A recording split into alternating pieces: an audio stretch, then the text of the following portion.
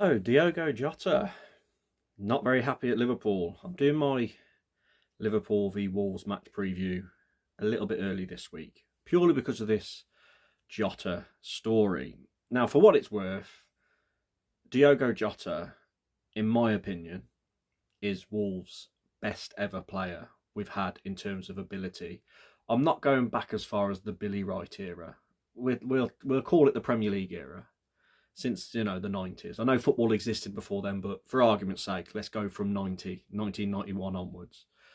My lifetime.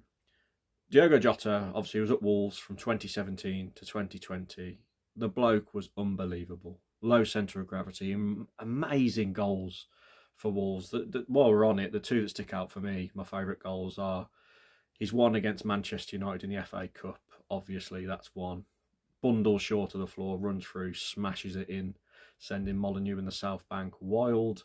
And my other one, which was before that, his first season as a Wolves player in the Championship, was his goal against Aston Villa in a 2-0 victory at Molineux. And it is crazy that we had Diogo Jota and Neves and people like that in the Championship when you look back and to see what, especially Jota, what he's gone on to do for Liverpool. But yeah, and I forget now, for some reason, I just assumed that Jota had been at Wolves longer than Liverpool, but he left Wolves in 2020, so nearly 5 years ago now.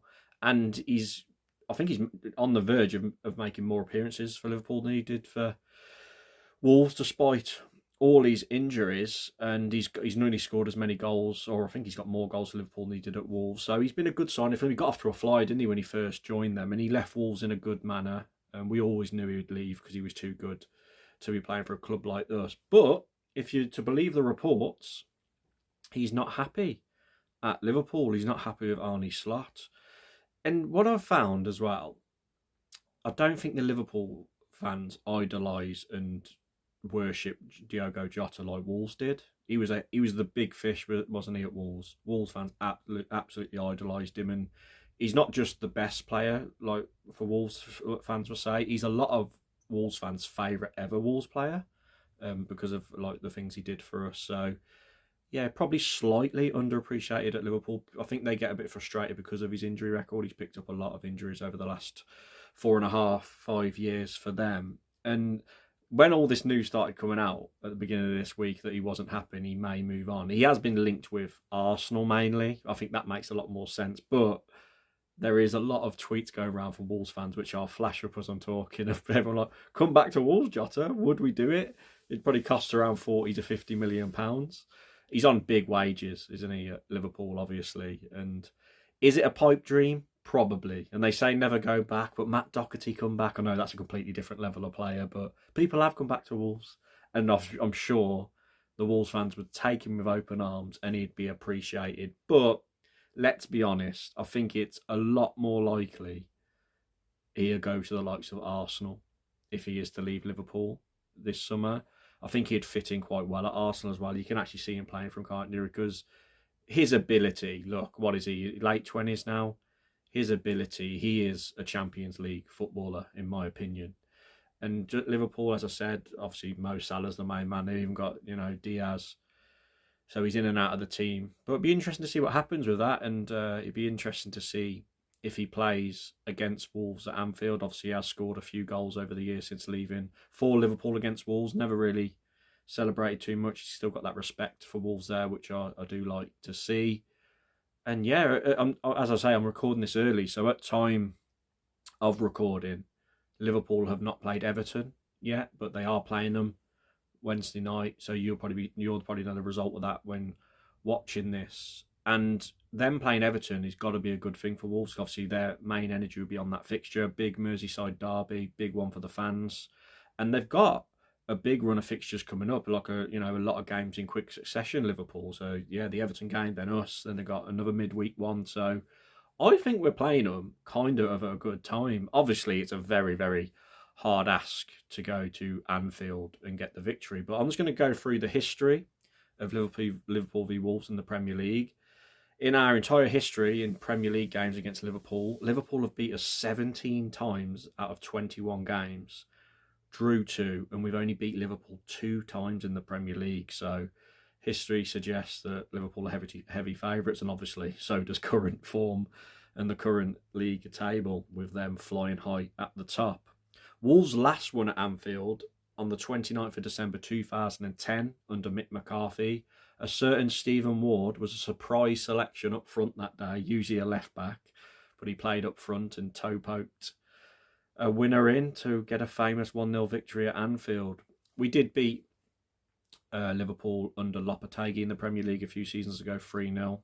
You remember Neves getting the third goal that day, Dawson scoring that day as well, Craig Dawson. I believe that was the debut, maybe.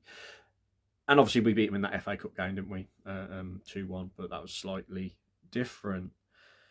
So yeah, I'll go on to my starting 11. Yeah, I'm recording this before Vitor's press conference, so we don't know the fitness of Strand Larsen and Hwang Hee-chan at the moment. But I'm going to go on the fact that they would be fit, because I think Strand Larsen may be in contention, and I don't think Hwang's was that serious. So here's my starting 11 that I would personally pick against Liverpool. Not too controversial. The 3-4-3, as we know, that's what Vitor loves to do. Sarr in goal, back in. Obviously, Johnston played in the cup, but Sarr will be back in. Semedo, right wing back. Ait-Nouri back in at left wing back, although it kills me because I love Rodrigo. And he played really well against Blackburn.